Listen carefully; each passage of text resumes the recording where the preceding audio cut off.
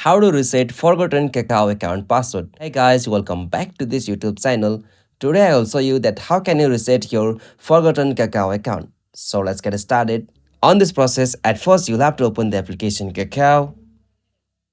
Alright, so after you open the Kakao app, you'll got such interface. So from the login page, you'll have to go the options like find Kakao account or password. So simply tap on this option.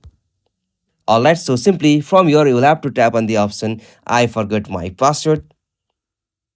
And now from here you'll have to give your email or phone number here. So after you give the email or phone number from here, you'll have to just tap on this next option. So from there you'll have to verify your account with the verification code that you will be received from your Google ID or phone number. So from there you can easily retrieve or recover your Kakao account password. So this is the easiest and simplest method. Hope you found this video helpful to you, and please don't forget to subscribe my YouTube channel for more quick and short tutorial like this.